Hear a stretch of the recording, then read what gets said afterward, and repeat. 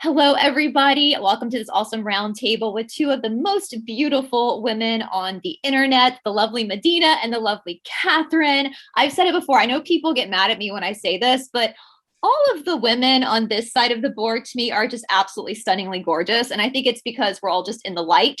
And so I am so honored to be here with my two friends, Medyhne and Catherine. Obviously, I always forget. I mean, I know we're in different countries because we have to coordinate time zones, but at this point, I feel like this situation we're in, it's so like we're all globally kind of together. So it doesn't even feel like we're really divided by nations anymore. It's just, good versus evil, but we have Catherine in England. Obviously, it's very late over there. It's 4 o'clock in the afternoon here on the East Coast. And of course, we have Medyhne over in Australia, where she's time traveled. She's in a whole new day right now.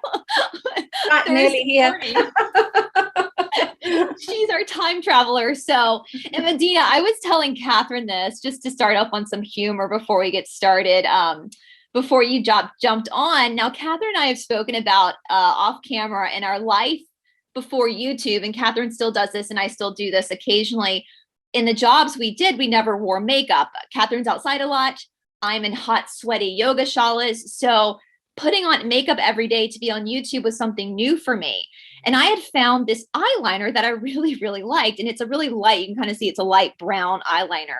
And for the last few days, I've been searching for this eyeliner because I'm about to run out of it. And I finally picked it up to see if I could find the brand. And it turns out it's a lip liner. I have been putting a lip liner on my eyes this whole time. So just a little humor to start off. If you can't laugh at yourself, then who can you laugh at? So anyway, how are you ladies doing? Well, I've been, as you both know, that's why I haven't connected with you. I've missed the sort of last two things because I've not been very well and the whole family haven't been very well. And it's weird. It's one of the things I wanted to talk to you about, Jay, because it's really interesting to see people's perspectives to that and how people react to it and everything. It's quite hysterical, really. So, yes, if I'm looking a bit flushed, I've got a bit of a temperature still, but I'm really good in myself. And I've really enjoyed having a break from everything over Christmas. Not that I don't love it, but it's been really nice. I've sort of had a very electronic free Christmas. And I think that's really done me a lot of good, actually. Yeah. Yeah, I find that the energy, like the last 14 days, there've been all these portals opening of high vibrational energy coming through, and that's been huge. So we've all been integrating that, and that could also be, Catherine, maybe shifting some of the old stuff out to make way for the new energies. So I feel that we're all going through very intensive integration at the minute and recalibration of our energy, and that can present as all sorts of symptoms and headaches or being tired or whatever. So just really listening to your body at the moment and honoring your body and communicating with your body about what it needs and what it wants in order to get through this energetic shift that we're going through. And I think, Catherine, did you freeze? Can you hear us? Let me text her quickly. Oh, hopefully she'll pop back on. Let me shoot her a quick text. No, I love that, Medyhne, because we talk about that a lot in traditional yoga about, hold on, let me just text her quickly. Well, yeah, it's very much a thing that people are intuitively feeling, and then they might be sort of thinking, oh, there's something wrong with me or whatever, but it's not, necessarily that. And then on top of the individual feelings that you're feeling, you're getting the collective global energy of it as well. So everyone's collectively trying to, integrate it, and so they're sort of releasing stuff, and then you're also releasing stuff. So half the time you don't know what's yours and what someone else's anyway. Exactly. No, the three karmas we're all working with that we talk about. And again, karma, guys, really, if you just break it down, karma is just action and reaction. It's your work. It's the work that you have to get through in this life. And we all have three karmas. One is your own personal karma, from past lives, if you believe in that, this life. Another is your DNA, your karma from your ancestors, because that is a part of your DNA. And then also the collective consciousness. So whatever timeline you're in, you're dealing with that. You can't separate yourself from everybody else. You're all going through that thing together. That's true. what greater time to see that than right now when we're literally shifting everything. And, you know, my teacher in India used to get really excited. I've talked about this on my channel before, when you would get the yoga fever, like when you would get a fever. Yes. Because it meant that your body was destroying old patterns. Fantastic. The fire of your body was breaking down old patterns to bring in new ones. And we have this weird, especially in the West, this weird kind of fear of sickness. Isn't it? Because the minute you get a fever, you're encouraged by the pharmaceutical corporations to take a Panadol, which brings it down and allows you not to work through that spiritual shift so that you can evolve. So it actually prevents and puts a barricade against you moving forward on your spiritual journey. Isn't that? I find that so fascinating, especially where we are right now. I mean, even viruses and stuff that when I was a kid, we got the chicken pox. There was no, for the chicken pox. And I was telling the story the other day, my mother, I have a memory. I was probably in like the first grade. So 7 years old. And I remember my mother going on like a scavenger hunt to find a kid in my class who had the chicken pox so that I would go play with that kid. Yes. And get the chicken pox and then give it to my partner as well. He was encouraged to go and play with the kids that all had the chicken pox as well, so that they could actually build immunity within their system. Yeah. And that's that was where as kids we came from. And I know that when I was born in 1983, so I know that I was like the last generation to only get a few of that after it started doubling and doubling and doubling. You guys know what we're talking about. So I feel like my generation was one of the last to actually have that real true initiation into being a human and having your DNA develop. Because, I mean, my grandfather was a surgeon and he used to tell my mother to let me go get dirty. Let me put mud in my mouth. Don't play in the mud. That's right. Oh, I mean, that's so important for kids today. And of course, there's so much on the technology that they find it quite alien sometimes to just get dirty. Be in the mud. Know. Yeah. I know. It's, and there's that funny story from the Hindu text of Krishna, who the Christ for the Bhagavad-Gita, one of their avatars, when he was a child, he was Govinda.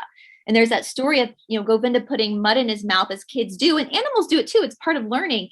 And the mother comes to take the mud out of his mouth and she sees the whole universe inside. But even in the Hindu text, they're talking about allowing, the human body to be activated, allowing the nervous system to be activated, allowing the immune system to be activated in order to change and shift. And so, the more it's like, once you see it, you can't unsee it. Like you realize what's been done to us to try to keep us at this lower vibrational frequency instead of allowing our DNA to grow into what it should be, the consciousness it should be. I couldn't say it better. One of my favorite books that I've ever read is Biography of a Yogi, Yogananda. I love that. It's so incredible. Like, it just makes you want to go straight to India when you read that book. So I had to ask you a question. When you read the book, did you have visions of him? Did he come to you? Yes. I couldn't physically see him per se, but I could feel the energy, and I felt a lot of sort of things happening that were very metaphysical, after reading the book. Wow. Spiritual shifts and energy and all that sort of thing. Yeah. And Catherine just texted and said her mother had switched off the internet, so she's going to come back on soon. So here she is. Good. No, I definitely, that happens when you read the autobiography of a yogi. Many people will have an spiritual experience with Yogananda. Yes. So that's why I had to ask. Hello. Hi. I'm at my mum's house and she forgot I was doing the video and she switched the internet off for the night. And that was. No, Catherine, do you, as an adult, when you guys are at your parents' house, do you revert back to being like 16 again? I always feel that way at my mom's house. Like I'm 16 again. I was like, what are you doing? You've just cut off my video. She's like, oh. Sorry, anyway, carry on, ladies. I'm back with you now. We were talking about the importance of, you have been sick, about being sick and allowing your body to kind of flush out these patterns, and how we've kind of been taught that especially of late, that being sick is wrong. And I was saying in the East, like my teacher in India gets very excited when you get the yoga fever, that your body is actually reacting to the work you're doing in order to burn away. You think about nature, like forest fires, like real forest fires, not, you guys know what we're talking about, but the real ones. Nature will do that to itself to cleanse itself. And that's what our human body does too. And I was saying, Catherine, like when I was a kid with the chicken pox, my mother went on a scavenger hunt to find a kid in my class who had the chicken pox so that I would go play with him and get the chicken pox. And it's amazing in such a short amount of time how that perception has shifted to now it's like we're not allowed to get sick. It's lost knowledge, I think, that has been sort of hidden from us and lost. And we need to tap into all those natural ways, and that includes all, the herbs and everything to naturally tap into that to fix this, a solution for absolutely everything. And often in nature, they're together. Like you'll find something that poisons you, and then next to that will be something that detoxes that, or, and they're often together in nature. So we just need to go back to those roots. No pun intended. Our ancestors knew how to do it, didn't they? Yeah. I'm a herbalist, and I work exactly with that, with animals and humans, but with something self-medication. And it's amazing when you look at it. And don't you think it's a real reflection of where we're at, where this whole mentality of wanting to suppress everything? And it's like, it's really important to cleanse out the toxins that renew it. It makes me laugh because I've been thinking of doing a water fast for a while, and now I've had an enforced one. But it's so be careful what you wish for. If we don't listen enough, they'll give it. But we don't want to suppress things. It's a natural cycle of life, isn't it, to go through healing stages? And I think I've just been absolutely horrified by, I don't know sort of how much you covered this, Brice, but on both sides. So you've got on one side, everyone's saying, oh my God, it's not, what is it? And I'm like, well, what does it matter if it is? If you're ill, it is. What does it matter what the label is? Because most diseases are just man-made labels that the root cause is the same anyway. But then you've got on the other side of things, the sort of more the truth type of things are like, oh, well, I'm not ill because I do this and I do that. And it's hysterical, isn't it? I think I've been noticing on both sides a lot of ego sort of kicking in, and sort of like, oh, well, not me because I'm this and I'm session of this. And you're just like, let life go through phases, let it go through the ups and downs. In nature, there's a reason why they say you do a detox as the leaves come off the trees and as the leaves go on the trees, to cleanse your body out of the stuff. So I found it quite fascinating, although I would use the word irritating at the same time. Well, you can really block your progress, can't you, when you're just really striving really hard to stay basically stagnant, because you don't want to change the status quo. But and we'll do anything as human beings to avoid pain and to avoid anything uncomfortable. But when you surrender that and you allow yourself to be in the actual flow of what the universe brings for your highest good, then you're going to be experiencing more. The more souls that are sort of, I guess, without judgment, at a higher level, that they go through more challenges in life, because that's part of the spiritual learnings. And so, just sort of releasing judgment and surrendering and letting go, letting God. Yeah. It's so funny. You sound just like me when I teach my classes, because I teach traditional yoga. It's very different perception than like what you see in the Western world. And that's something I say all the time, is allowing yourself to be comfortable with being uncomfortable. Mm-hmm. And my original teacher, before I started going to India, a man named David Garrigues up in Philadelphia, I would fly to Philadelphia to practice with him before I started going to India. And he had the same teacher as I did, from the same lineage. And he said, the practice that we do of Ashtanga, it can be very painful. You're looking at putting legs behind your head, deep back bending. It pulls up a lot of emotional stuff. I mean, that's the whole point of the postures, is to pull that stuff out of you so that you can examine it. And my teacher asked the group, we call him Guruji, Guruji, is it necessary for this practice to be so painful? And Guruji said, yes, because pain is real. Pain is real. And it shifts you through things like, otherwise you just don't challenge yourself. You don't want to extend yourself to go further than where you already are. Right. There's a lot of fear with that. It's about transmuting fear, isn't it, as well? Yeah, faults up. My teacher in India, that's what you see. He walks around the room. He's like, wife fearing, and you're like, why am I fearing? Why am I? I love in India, they put the like pain. They'll say, why painting? Like they put the ing on everywhere. I love it.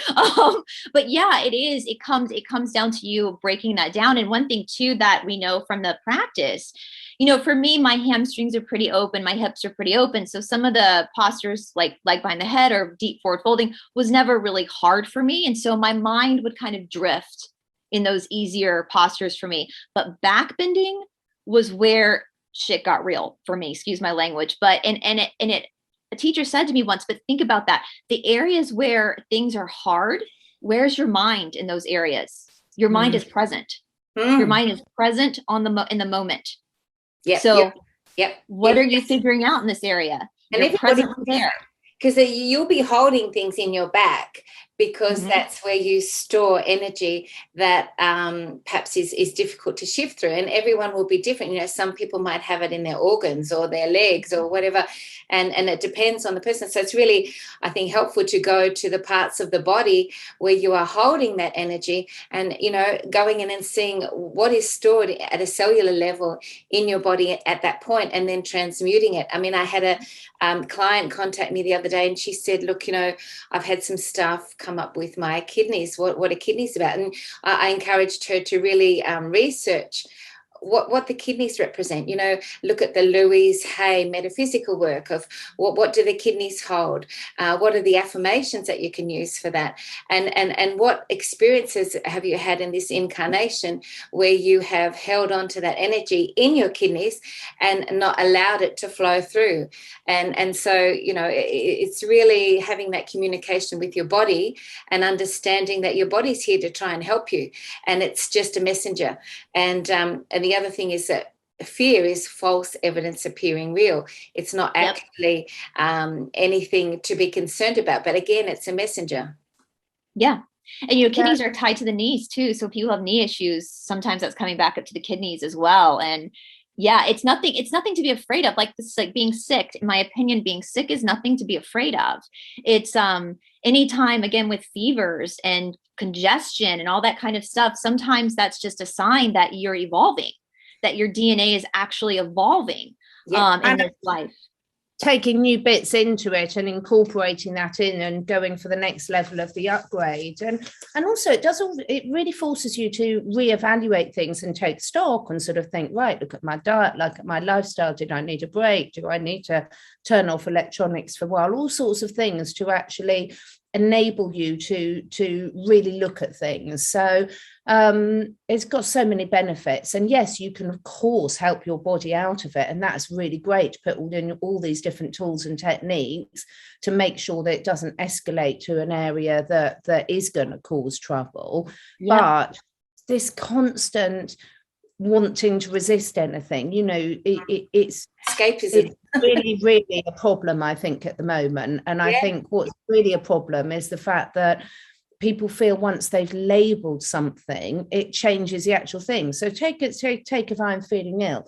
Well, it doesn't change what's happening with my body, what labels people put on that.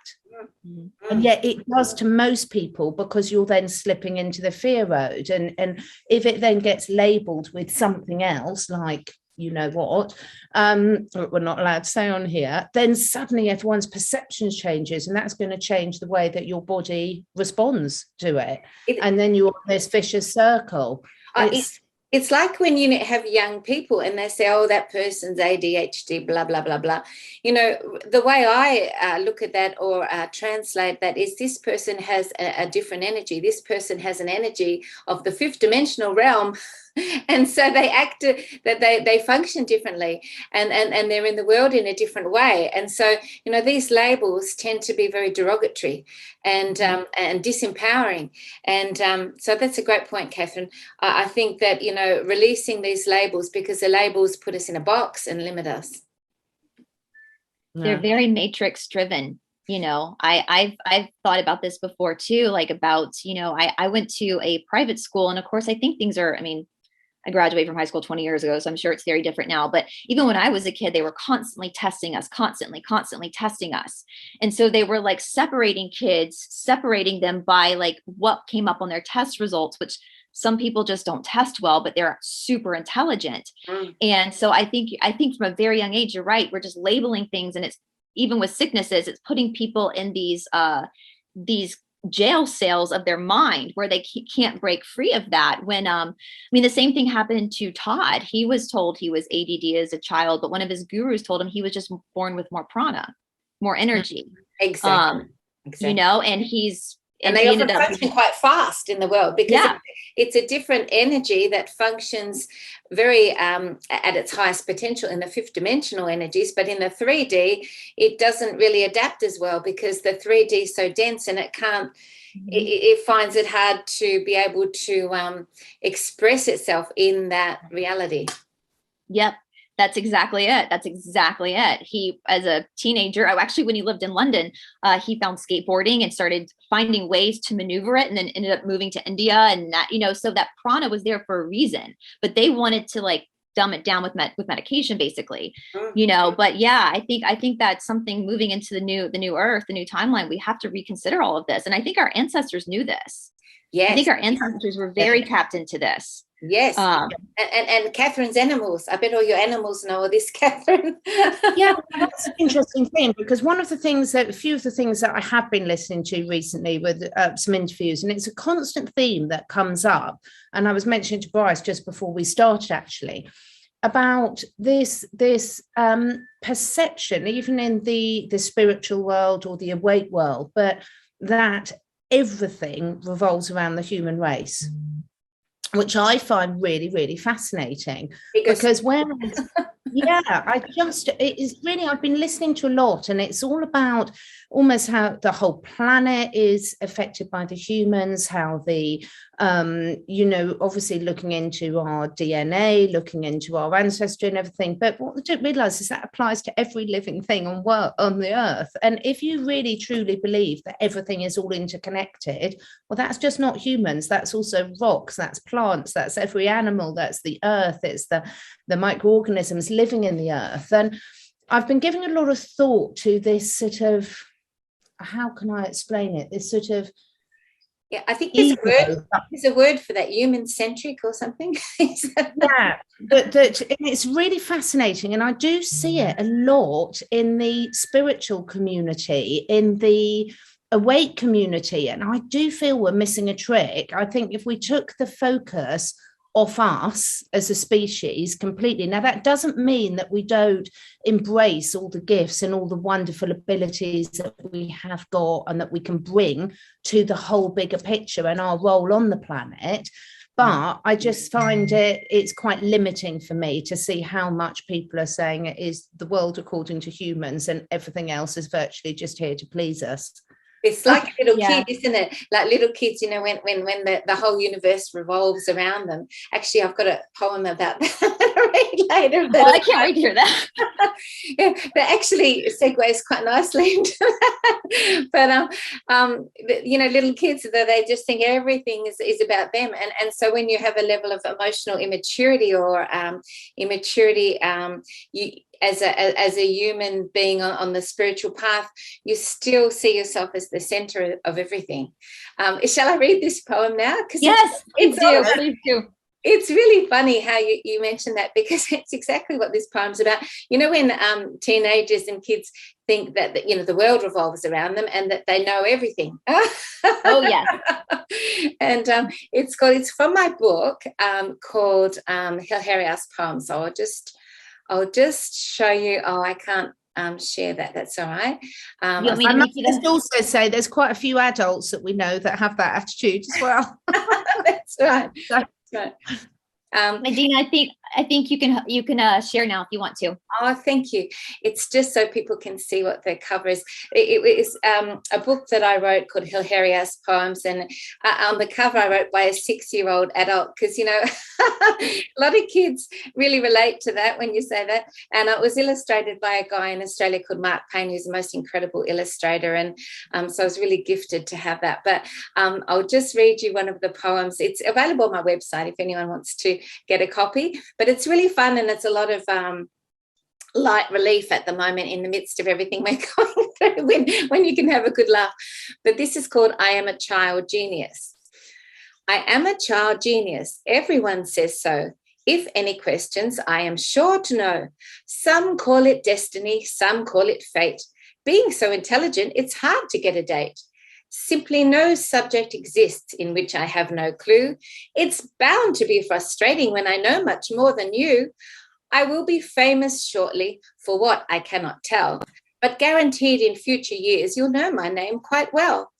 Architecture a snap, maths fun and games, geography easy, I never forget names, literature a breeze, stock market kids play. If I was not so bored with it, I'd play it every day. I'm told to run for politics, a threat to any side. How can I be a candidate when I have never lied? A real child prodigy I immodestly implore. There's 1 or 2 in history, or maybe 3, no more. Einstein, an amateur, as far as I can see, reading his life story, knew much less than me. Not one to brag or boast, I have no more to tell, for humble to the very last, I never ring my bell.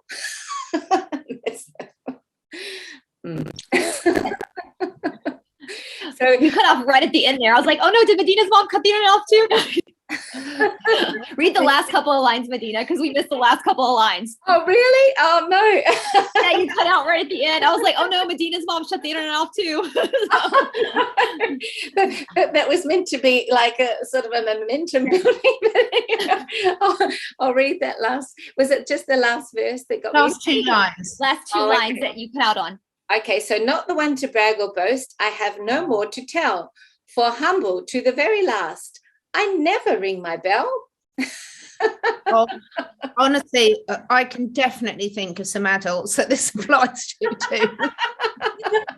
Yes, people I seriously want to be like, isn't it exhausting knowing everything? Because you don't just know what else. Like, isn't it exhausting just knowing everything?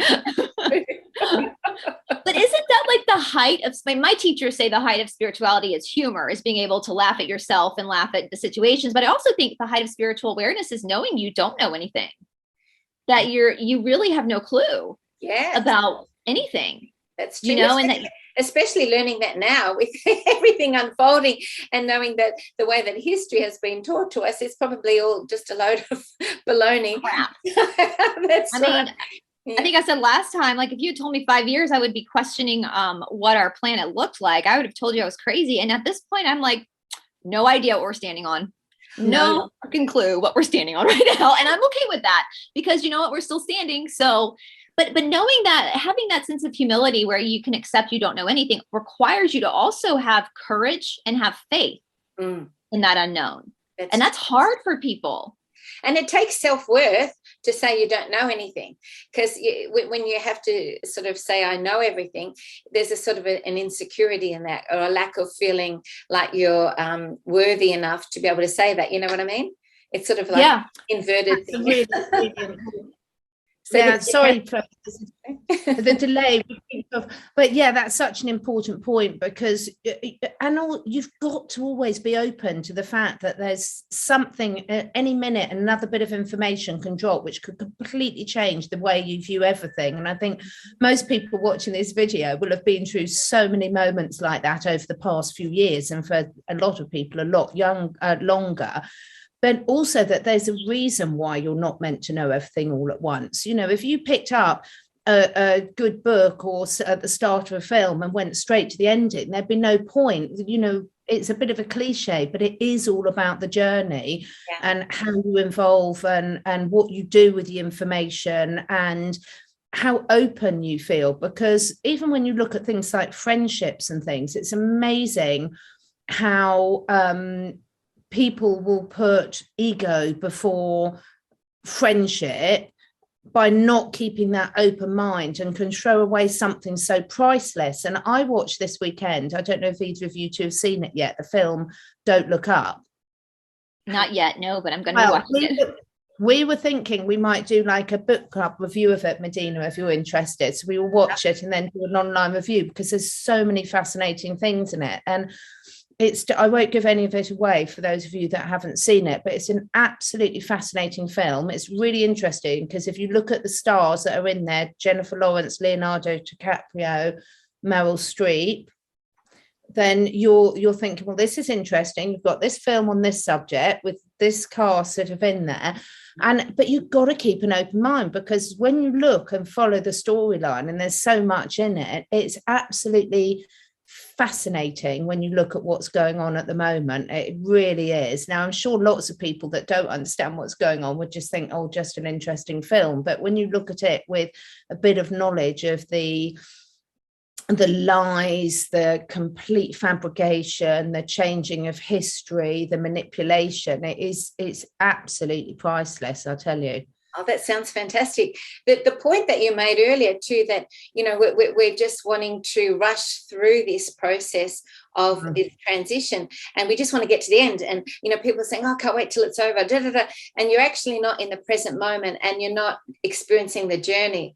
And so that's a real spiritual mastery test, when you're doing something, again, that's uncomfortable, but you're able to be in the moment and take everything in a present moment out of the journey in the now, even if it's a journey that you don't particularly like, or it's uncomfortable, because I just hear so many people saying, oh, I can't wait till this is over, I want it to finish, I want to get to the good world, you know, the new earth, and I want to get through all this stuff. So yeah, I think that's a real test for us at the minute.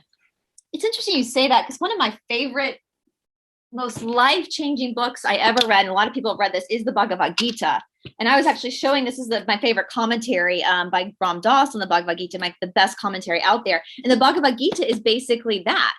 You know, it's the story of Arjuna, who's basically standing on a battlefield, and he's on the front line, and he's looking across at the opposing side, and he's seeing people that he's loved in his life, his friends, his teacher, his family.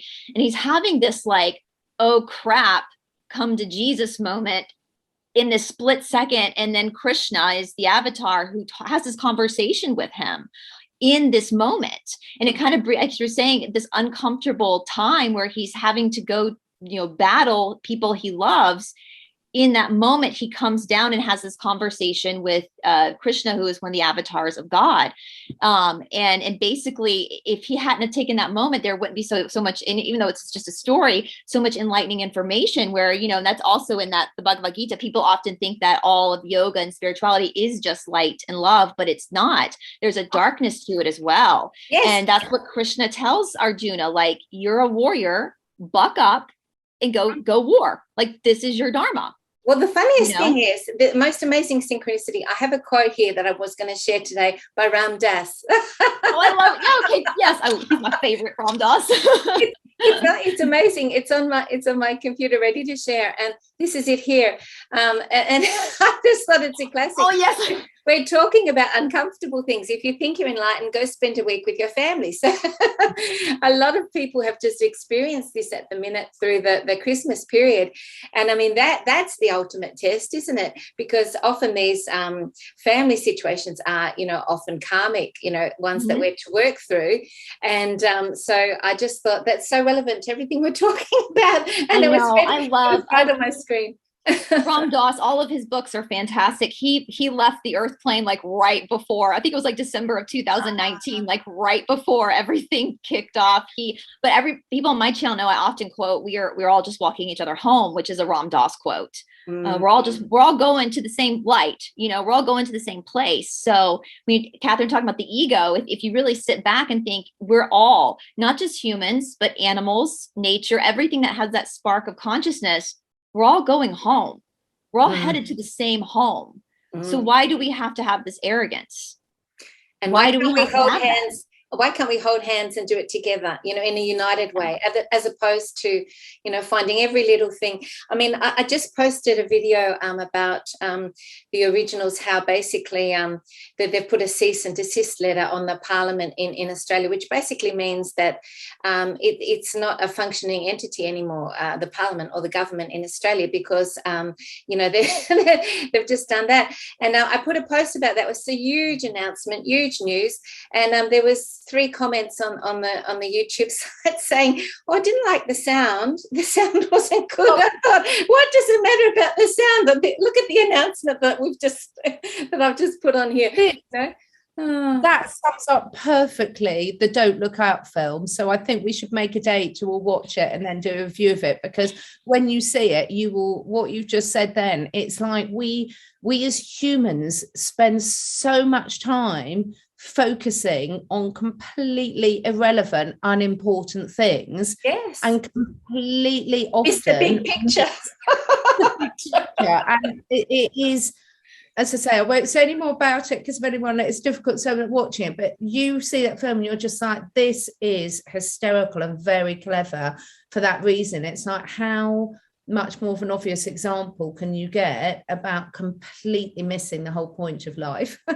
So it's funny, when you guys were talking about a few minutes ago, we were talking about like not being okay with not knowing anything. I got this image in my head, and we see this image a lot of like birds kept in cages, and then the door opens and they won't leave the cage. And it's almost like for our whole lives as humans, we've been put in this cage that's been drained into us through, or drilled into us through, school, society, of what is reality and what is not, that we almost like keep ourselves in this cage. And it's almost like being able to say, well, I don't know what anything is, at that door opening to let you then leave the cage, if that makes sense, and that's the freedom of saying, I don't know. I have no idea what we're standing on. I have no idea, like, really, and we know this is good versus evil, but that's about all we know at this point. And I think a part of this great awakening is finding that sovereignty, being able to stand up on your own 2 feet. And sometimes that is saying, I don't know. And I can go and listen to all these people give their opinions and still be content being in a place that I don't know. It's tapping into the depths of the human spirit, because these are unnavigated waters that we've never charted before. And so tapping into our spiritual, our inner core is something that many people aren't used to, because they're used to being told what to do, and also living externally based on the external circumstances. So asking everyone to flip that around and just go within and navigate from a different place, which is in truth, you have all universal knowledge within you anyway. And so it's redefining our whole way of being in the world, our whole existence, everything. Yeah. And it's funny, we're talking about like the arrogance. Sometimes I think that arrogance that people show is actually comes from a place of fear. Yes. Yeah. That they're wrong. Yeah. That's like if you have a superiority complex, you're actually more feeling more insecure and unworthy than someone who has an inferiority complex, which is really interesting. Yeah, that is really interesting. Yeah. Well, sorry, go ahead, Catherine. I was just going to say that arrogance, it's amazing how difficult humans find it to say sorry. Now, again, if you watch animals interacting and having fights or things like this, they have very clear submission and sort of apologies to each other. And it's not something that they find difficult at all. It's completely natural.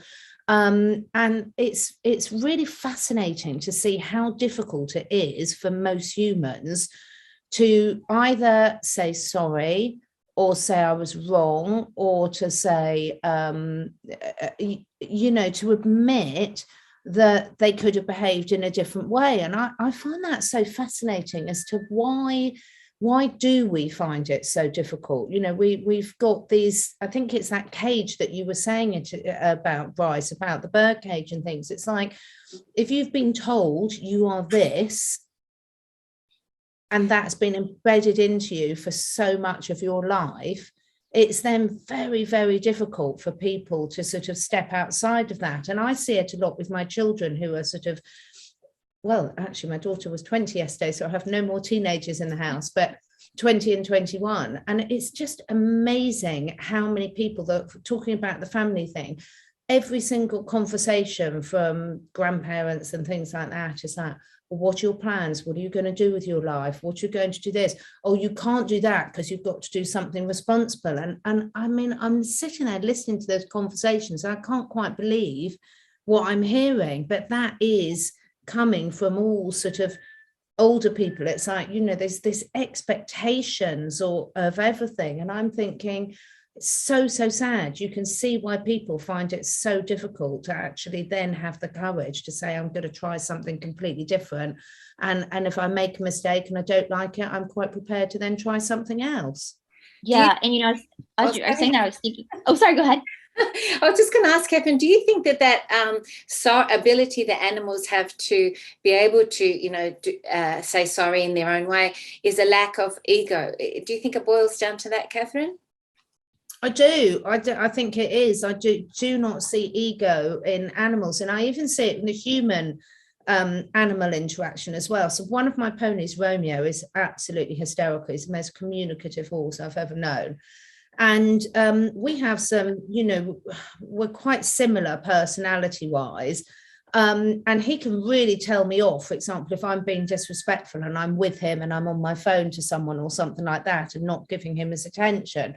But equally, sometimes he can be disrespectful back to me, and I can sit there and have a conversation with him, and you can just see it all melt away, and you can see him going, oh, yeah, okay, yeah, I shouldn't have done that. I mean, I'm not exaggerating at all, and it dissolves away like this, and there's no resistance to it. And what's interesting is I, as a human, find it really easy to let go of any ego when I'm interacting with animals, much easier than I do when I'm interacting with human animals. Yeah. Because they're a mirror, because they're reflecting back, you know, their own energy. And so it's like we're chameleons. We try to adapt to whatever situation we're in. So when we're with humans, we act like humans. With animals, we act like animals. Yeah. I think some of that has come through survival too. You know, you're talking about your daughter being, happy birthday to your daughter, by the way, being 20, which is still like so young. That's still, like, you're still kind of a baby at 20, and having all these like huge questions asked of her that are very, very serious questions. And, you know, I was thinking about here, and especially I think this is probably a problem all over the Western world, where more and more kids are getting to more and more debt because they feel like they have to keep up with this certain standard that is expected of them. You know, we had like keeping up with the Joneses, you know, and this cycle starts to happen. And I think, yes, showing that vulnerability of being like, I was wrong, I apologize, or saying, I don't know, all of a sudden puts you in this place of major fear of not surviving. If you're a young person in Australia, you can just throw the idea of buying a house out the window. It's just so ridiculously expensive here anywhere to buy a house. It's just not really a viable option for young people anyway these days. So, you know, it's not something that's a realistic goal anymore. Yeah, well, same. Yeah, I just saw someone posted earlier, like in the 1950s in America, you know, a family of 4, 2 parents and 2 kids could buy a house, send the kids to college, have cars, all on one salary. So we're seeing that, and that wasn't that long ago. You know, we're seeing this like this entrapment that, and you know, the thing is like, if we talk about what's happening now, the 99% versus the 1%, there are more of us than them. So we've allowed this to happen. We've stayed in that bird cage. And not flown out. Just being compliant and passive. And on some level too, that they meet our needs to a certain degree so that we're comfortable or we have a certain level of quality of life. And so we don't stand up and change anything, or we don't make a noise because we're managing, okay, you know, and it's sort of been set up that way as well. I know in Australia people say, you know, that they've given us a certain quality of life here so that, you know, they can continue with all the nefarious stuff that's going on underneath while we just coast along, you know. Yes, yeah. It's very difficult when you're caught in that trap to make the time to actually even dream. I mean, I know a lot of people that if you ask an adult and sort of say, what would your dream life look like? What's your real passion? They find I never know. I don't know, do they? They do not know, because it's so drummed out of them that you can even follow your passion. Yeah. But one of the things I find quite interesting on this sort of note, sort of linking it back a bit, is a lot of the conversations. So we talk about sort of moving into the age of Aquarius and the new way of doing things. And I've loved all the chats. A lot of people really valuing what I would call traditional skills, you know, building, plumbing, farming, mechanic, all the things that academics can frown on, realizing these are the skills that are so important to not only survival, but thriving and having a really thriving community.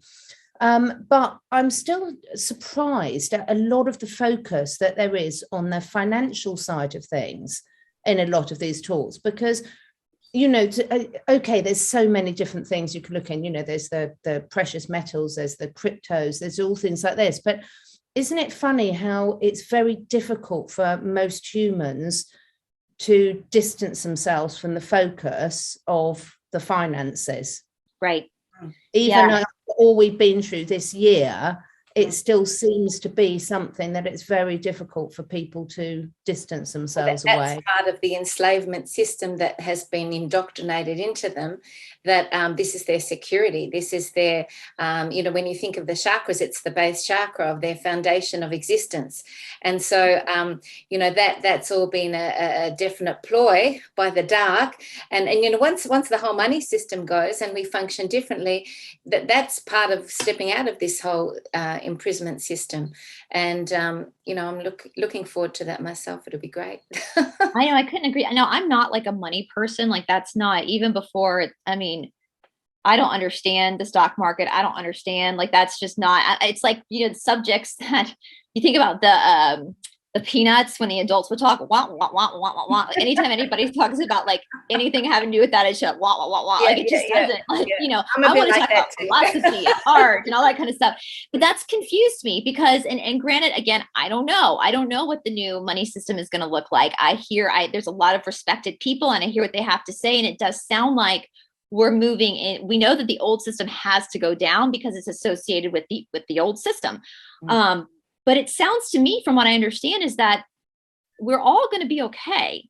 Yeah. We're going to have our needs taken care of. Totally. So why are we still trying to play the money system in the new world like we played it in the old world? Oh, exactly.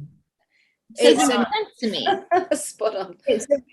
I think it's a real trap. I think it is very difficult to step out of that box, because you're right, and you know, we have all been so trapped by it, or a lot of us have allowed ourselves to be trapped by it. But at some stage we've got to step into that trust and stop focusing, because if all, you know, there's all this talk about, you know, accumulating wealth for future generations and things like this, and it's like, that is so the old system. This is so the old system. And yet, you know, I think it's really important that somehow we break free of it. And even like, you know, one of my it's not New Year yet, but one of my New Year's resolutions is I refuse to talk about and the V word. I just refuse to engage in those conversations with people today. I cannot tell you how many times I've had to shut down that conversation. But I think we've just got to, the more we all practice it, of moving into these new ways of doing, surely that's going to move us forward in that direction a lot quicker. A perfect way to go forward, I think, is to think about, what does the world need? You know, what unique gifts and skills have I got that can match the need in the world, the demand in the world? How can I give to the world? And if you naturally give to the world in the way that it needs you, then all your needs will be met, because it's an energetic thing. You know, that the energy will come back to you in the way that's appropriate. And the more you give in the world, the more that you meet the demands of what the world needs, the more that flow will come back to you. And that's the way we've got to think about things now. Is there a person down the street that needs something? What can I do to support them so that they get their needs? And maybe there's someone else in the same boat that needs that. Just being really open to how this new world is going to look, and what are the demands required for really creating a foundation for a new earth that supports everyone. Yeah, I agree. There's a verse in the Bible my mother used to say to us all the time when we were kids. She would make us go work the soup kitchen, and she would always say, to whom much is given, much is expected. And so when we think about wealth, we oftentimes think about money, but wealth is also your spiritual knowledge, your intelligence. And I know for those of us, when the plug is pulled, which we don't know when that's going to happen, a lot of us do want that like vindication of like, I was right, but on the flip side, to whom much is given, much is expected. All of us have been in this unique situation where we figured things out or understood that something was happening a lot earlier than our fellow humans. And so we're going to have to really help people and tuck our pride away and be there to hold their hand, like to give back to them, even the ones that we can't stand because they've been not nice to us, but to be there and to be that wealth of support for them. And so it moves out of that whole idea of like money being the only wealth, and just your essence of who you are as a fragment of the cosmos, and what you can contribute, and what you can contribute to that. I've been thinking, I've had quite a few clients saying to me, I feel very isolated and alone. So I'm thinking, well, how can I help resolve that? And I'm thinking, well, maybe starting up online groups for people. And I was thinking of names where people can come together and support and nurture one another and help, really develop their own divine soul missions and their inherent gifts and bring them out into the world. Groups that can do that on an online way. If anyone's interested, contact me, because I'd love to, start up. And I've had people asking me about this, and it's trying to match a need that's out there. Yeah. Well, I think too, we were kind of talking about that, like all these, I think a lot of people when the plug is pulled, they have no clue who they actually are, because they've been so beaten down by who they should be that they can't remember who they are. And so the first step would be giving them space to actually rediscover themselves and rediscover their soul in their body. Because I know that sounds silly, but from my time as a yoga student and teacher, so many people are they're just out of their body all the time. Yes. They don't even know what's going on with them. Actually, earlier I got a message to mention that, which is just to sit and I know it sounds weird, but just sit in a darkened room and just be still and just see what happens. Turn the lights off, make sure that all sort of interruptions are, turn your phone off, all that sort of thing, and just sit in a darkened room and just be still and see what comes to you in that space, because our nervous systems are so overstimulated that just the ability to be still and have zero stimulation, you're going to start connecting on the inner. And I got that message earlier. I think Catherine was talking to mention it. So no, it's so important, and it's one of the biggest gifts that it's been from not being well for the last couple of weeks, has been exactly that, because I'm the type of person, there's so many things I love doing that I'm sort of quite busy because I love doing the animals and I love my work and I love mixing with my friends. So, there's so many things I love doing it, but what I have to make more time for is that stillness and sitting there. And I have had such a complete electronic detox over Christmas. I've had some real awakening moments about, okay. And also the other thing is, it's you can see why they say time is a healer, because we were talking at the start about all of us, and I've definitely said it on numerous occasions, that, oh, come on, we want this to hurry up, we want it to be over. And I can see some of that, because I know a lot of people, myself included, where some family members are still being very actively forced for this, and they're resisting, but the resistance gets harder and harder the longer you leave it in some of their circumstances. So I can see why speeding up is really important to that. But for me, for example, one of the biggest things I've learned since I've got older is to wait before responding. And what this has taught us all to do is to wait, stop, and and feel into the situation more and educate ourselves more and do some alternative research and does this make sense or not? I mean, I had a brilliant interview with Cliff High. I mean, all these are brilliant, but, you know, he was saying, well, you know, when you take the Mr. T thing, you know, is he an idiot? No. Is there this? So, you know, stop trying to sort of microanalyze every single word and think, trust, there's a reason for this. There's a reason for this, because so this forced delay in everything, certainly everyone I've been speaking to of this, you can really see how it has benefited everyone by not, you know, as they say, what is it, rushing with haste, repent at your leisure or whatever. It's so important sometimes just to stall and just wait. One of the greatest spiritual tests is patience. Absolutely. Like throughout my life, it's like a constant learning, patience. When you're a cosmic being and you're used to being on other planetary systems, you manifest things like this, you know, boom, and they happen. You come here into the 3D dense reality and everything's like walking through, you know, mud. It's so slow. And you just have to continually be learning. For me, you know, that lesson of patience, release attachment, release expectation, just, you know, trust that it's all going to be perfect in divine alignment. So funny you say that, because down here in the South, the southeastern part of the United States, the deep South, my accent isn't as strong compared to some. So people talk real slow. They have a very Southern drawl. And the weather out here is like, it's like walking through a bowl of hot soup because it's so humid. So we say that's why people talk slow, because it's just too damn hot to talk fast. So you got to channel your inner Southerner and be like, it's too damn hot to talk fast, so we're just going to take this slow. But yeah, it is that and I love how you said the release of expectation. Catherine and I've talked about this before, and I love how you said that the guy said once, I didn't break your heart, I broke your expectation. You know, so true and so powerful, because we've all got so many expectations and often we don't even know. I mean, I can think of things with friends recently where I didn't even realize I had the expectations until they got broken. And then, you know, and this is, you know, again, one of life's constant learning lessons is that we do have these expectations and things, but we've got to realize those are our expectations and they're not going to necessarily match other people's. You know, the interesting thing is, because that's happened to me so many times in my life, I'm sure everybody, where you expect something different, a different outcome than what you get.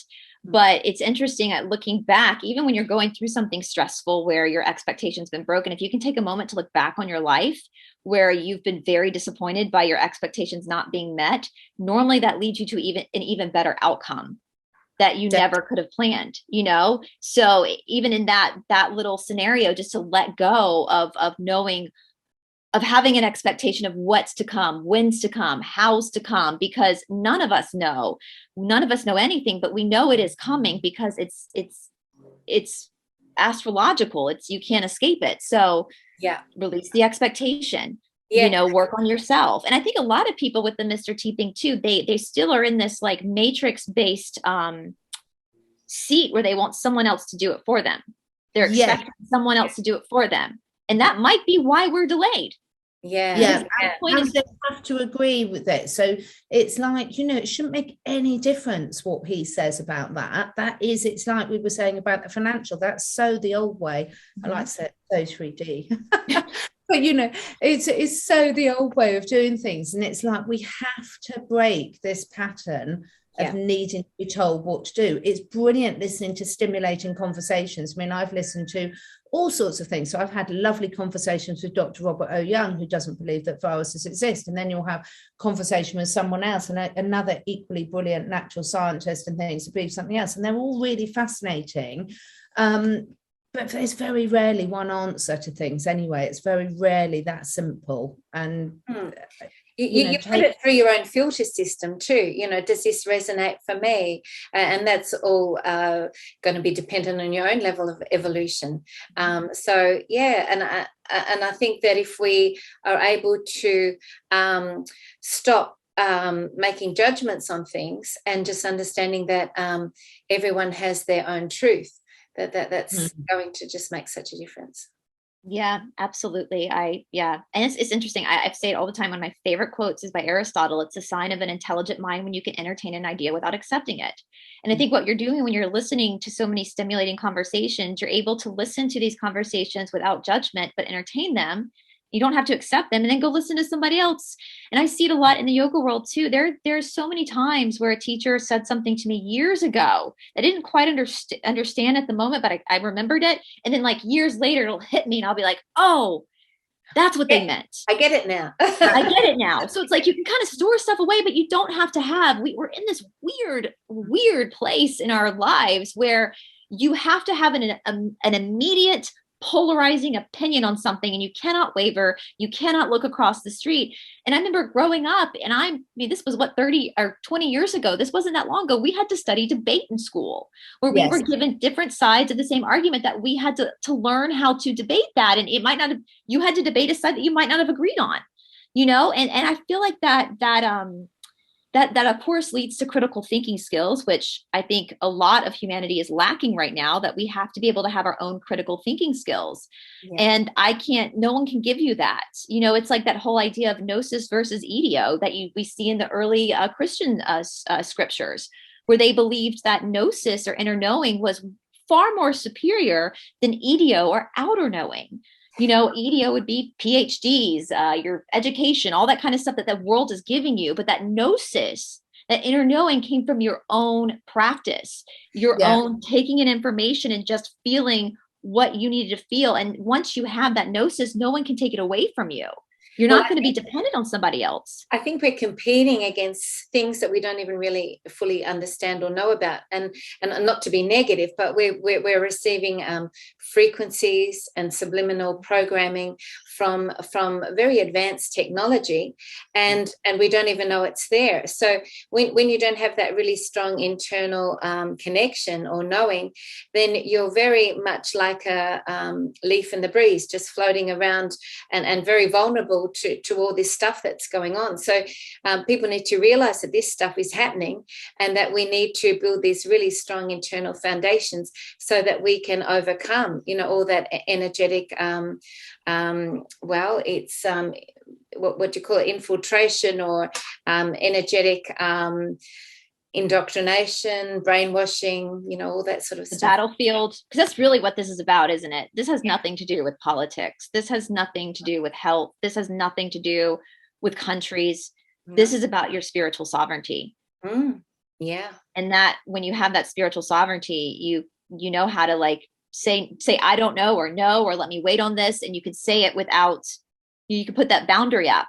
And you're right. So many people are just going to get pushed around like that. I love that leaf in the breeze scenario, because they've lost that. It's still there, and that you got to find it. And it comes with the connection to Mother Earth. I saw a wonderful original elder speaking, and she was saying that just lie down on the ground with your stomach, imagining like an umbilical cord going deep into the earth and connecting to Mother Earth, and just stay lying on the ground until you feel that connection really building with Mother Earth. And that, again, is a universal consciousness, universal knowing, universal knowledge. When you tap into that Mother Earth energy, which the originals knew how to do so well, that is going to be that source of internal foundation that allows you not to be that leaf flowing around in the breeze. When you were saying, go ahead, sorry, Catherine. Well, it's just so interesting, and that sort of brings me full loop back to what I was saying about the humans not being the center of everything all the time, is because that grounding is so important, and that connection that then connects you to everything that is. And I think, you know, this is where so many of our animals who live in human environments get so wrong, because we get so out of balance, is because we stop them grounding. A typical example is putting metal shoes on horses. Can you imagine, just completely stops their grounding experience. And similar with shoes that we have, a lot of them have got rubber soles, and that disconnects us from the earth on purpose. It's like sunglasses disconnecting us from the sun, and the encodings from the sun on purpose. These were all things that were put in to stop that connection to our divine connection, to stop us evolving. I stopped wearing sunglasses like a year ago because I found that out. Yeah, I haven't worn them for ages. Yeah, or clock. So we look at them, can't wear them. Watches similarly interfere with our energetic field. We tuning into time, we can do that anyway intuitively if you don't wear one of these. I mean, I know sometimes for things you need to look, but on the whole, you can do that intuitively, and this can interfere with your energetic field. So there's so many things like that have been accepted by us that actually had a nefarious purpose underneath. It's like, dogs can smell time, can't they? Like, dogs know what time, I'm sure everyone who has a dog, your dog knows when you're coming home. They can't read the clock. They can smell. They know. They don't know the actual 2 o'clock, 3 o'clock, 4 o'clock. They can smell it. Inuit elders had the same thing. They would, the husband would go off and hunt, and he'd be gone for a couple of days. And just as he walked into the door, the wife, the mother would have his food cooking ready to eat the minute he walked in the door. She would know intuitively when he would be coming back home. She'd have it all perfectly, ready for him the minute and he might have been gone 2 days or 3 days or something. It's just that ability that we have that we can regain if we practice it. Just getting rid of all the gadgets, all the things, and just, as you say, tuning in, and if you don't use it, you lose it. So we've talked a lot about the 90% junk DNA that we all know is ridiculous, but when you start reusing these skills, it's amazing how quickly they come back again. It's like riding a bike or riding a horse. You never forget, even if you haven't done it for 40, 50 years. But it's so easy to sort of reawaken these bits of our mind, our soul and things, if you practice it. Yeah, definitely. And it wasn't that far off. I mean, think about it. What clocks came into play big time with the Industrial Revolution, which was a little over 100 years ago, so with the trains. So we haven't really been tied to clocks for that long.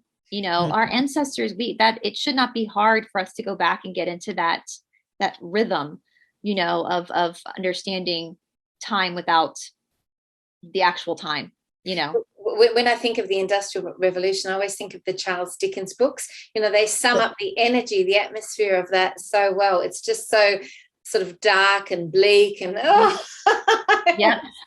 My favorite story is the Oliver Twist. And the 1968 movie, the musical, that was my favorite movie as a kid. I love those songs. Yeah, I love the food, glorious food. Yes. The workhouses, we soon had child labor laws after that. It was supposed to be a good thing, but it ended up really hindering us, that Industrial Revolution. So I think that was a big ploy from the dark as well. You can see so many of these things now, but the good thing is once you're aware of it, you're not going to let that happen again. Exactly. Once you see it, you can't unsee it. Yep. And the awakening is huge. I mean, you've just got to look at the levels of numbers in protests around the world, and millions and millions all over the planet now are gathering, and every week it's building. So this is very exciting, and I think we're just on the verge of this huge awakening for the masses. So that's something that we can maybe spend time visualizing to help it, get over the line.